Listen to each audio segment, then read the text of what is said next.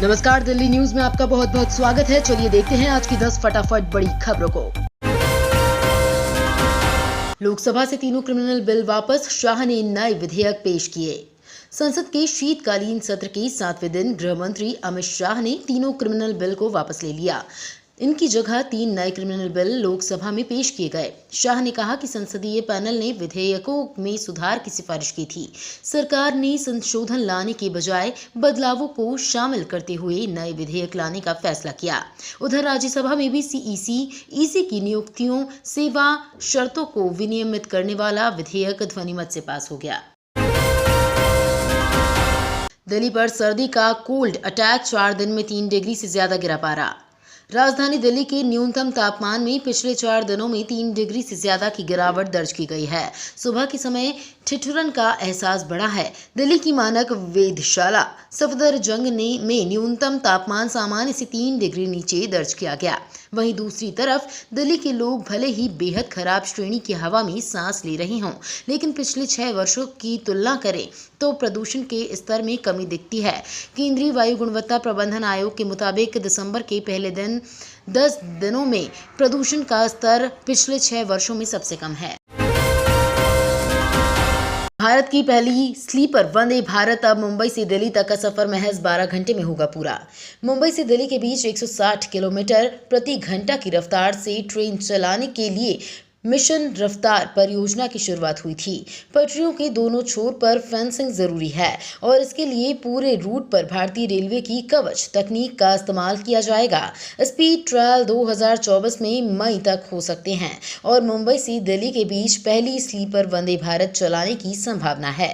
Project के लिए ट्रेनों की औसत रफ्तार 160 किलोमीटर प्रति घंटा होगी, जो कम समय में गंतव्य स्थान तक यात्रियों को पहुंचाएगी। आज मध्य प्रदेश और छत्तीसगढ़ के शपथ ग्रहण समारोह में पीएम मोदी होंगे शामिल। मध्य प्रदेश और छत्तीसगढ़ में आज शपथ ग्रहण होगा और दोनों कार्यक्रमों में प्रधानमंत्री नरेंद्र मोदी शामिल होंगे। मध्य प्रदेश में सुबह 11:30 बजे से मोतीलाल नेहरू स्टेडियम में शपथ ग्रहण समारोह आयोजित किया जाएगा। 3 बार के विधायक रहे मोहन यादव को मध्य प्रदेश का अगला मुख्यमंत्री चुना गया है।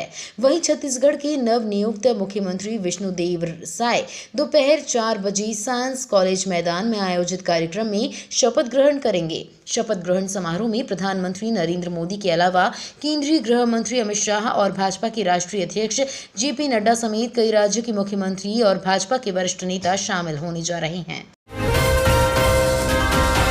दिल्ली हाई कोर्ट से उमर अब्दुल्ला की तलाक याचिका खारिज। जम्मू कश्मीर की पूर्व सीएम उमर अब्दुल्ला ने 3 पत्नी पायल अब्दुल्ला से तलाक लेने की याचिका दायर की थी, जिसे दिल्ली हाई कोर्ट ने मंगलवार को खारिज कर दिया है।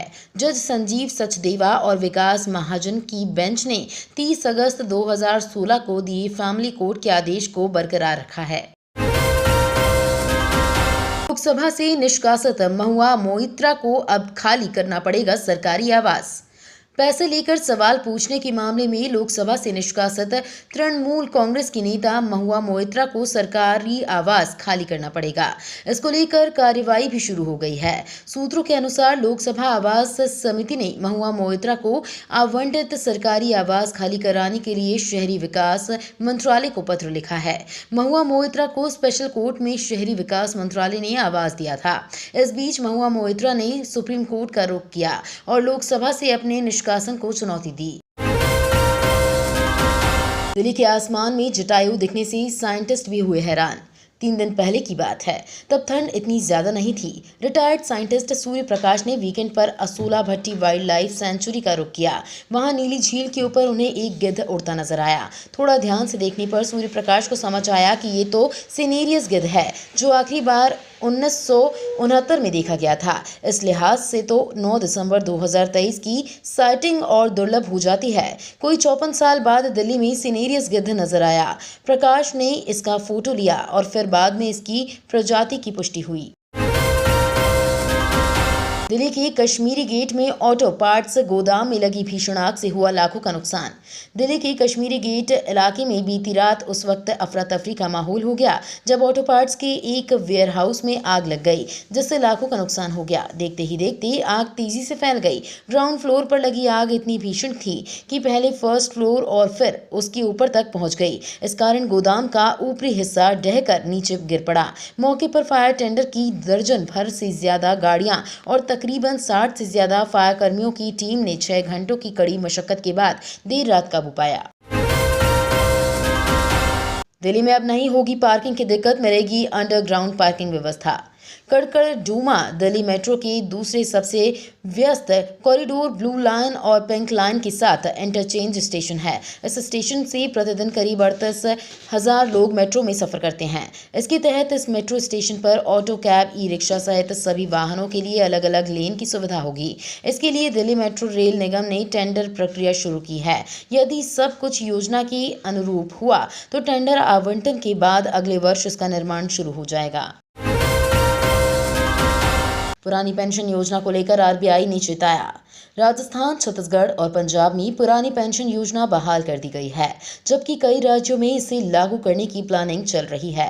इसको लेकर आरबीआई ने चेताया है। आरबीआई की रिपोर्ट में कहा गया है कि अगर सभी राज्य ओपीएस को बहाल कर देते हैं तो उन पर एनपीएस के मुकाबले 4.5 गुना वित्तीय बोझ बढ़ जाएगा। ओपीएस राज्यों को पीछे ले जाने वाला कदम है। ऐसा करने से अगली पीढ़ियों को नुकसान होने की आशंका है। तो ये थी आज की बड़ी खबरें। डेली खबरों से अपडेट रहने के लिए चैनल को सब्सक्राइब करना बिल्कुल ना भूलें। धन्यवाद।